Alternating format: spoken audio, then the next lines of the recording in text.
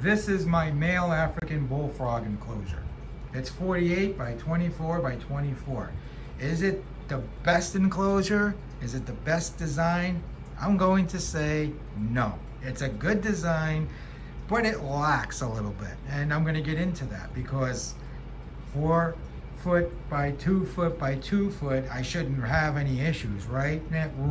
Every time I provide these frogs more and see how much more they use, I start to realize there's not enough space for me to do what I want to do and provide the frog in this either. And honestly, when you compare my enclosure to your average enclosure that many people keep their frogs in, this thing is huge. And honestly, the way that I used to keep my frogs in comparison to the way that I care for my frogs now, I still couldn't go backwards. I can't do it. My frog utilizes every single area of this enclosure. And honestly, that's not even an exaggeration. He sits and moves around from here to there, back there, underneath the ramp, you name it, he's there. And that aquatic area is like about 3 feet by 22 inches, and the water is 6 to 7 inches deep on average all the time. But he can kind of rest on the logs, and he does, and he's back here on the ramp. And like I said, he's all over the place. He randomizes where he's going to be, and a lot of times he's sneaky about it. So he moves around, but then when he sees you, he kind of kaplunks, tries to hide from you, and disappears to a different section. So he definitely enjoys his alone time. Over here is the terrestrial side, and this is more or less where I feel like this is lacking a little bit.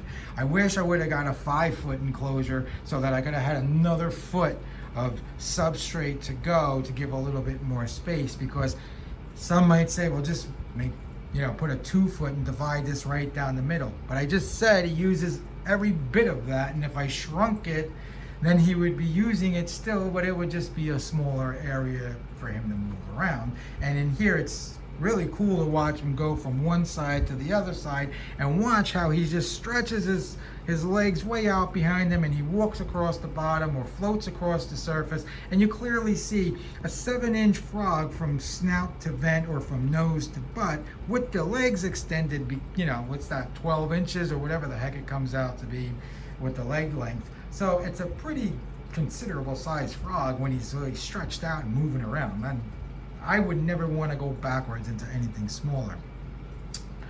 Before I opened the door and let my air conditioning in there and all that heat and humidity dump out, I thought I would read the gauge, and right about here I have take a picture, and this is the record button, so I'm not sure if it's blocking the view, probably not, but 67.2% is the humidity right now, and the temperature says 79. Now that is under the canopy, so that's the cooler side of the enclosure.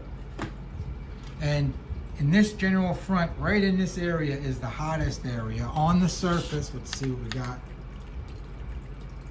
So we're gonna read it. It's higher than I want it to be.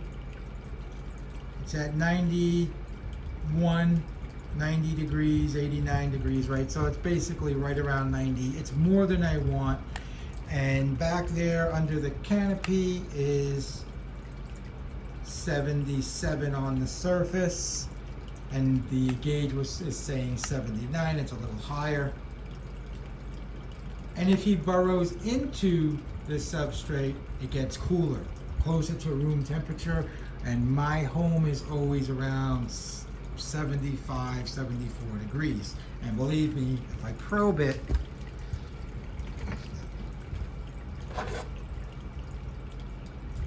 it'll probably be in that zone, as it usually always is. So let's probe. And I have 76.8, so 76.6. So it's definitely cooler in the substrate back there. And that's what I'm looking for, although this hot area is a little on the warmer side. It's still not detrimental because the frog's not subject to stay here. So if he comes on the ground and it's blazing hot, he can stay there if he wants to, as long as he wants to, and then move back there and definitely be cooler, or maybe he just gets a little bit away from it. Choices. That's the point. The frog goes where he wants to go. We control the environment, so the frog can control itself. Thanks for watching the video.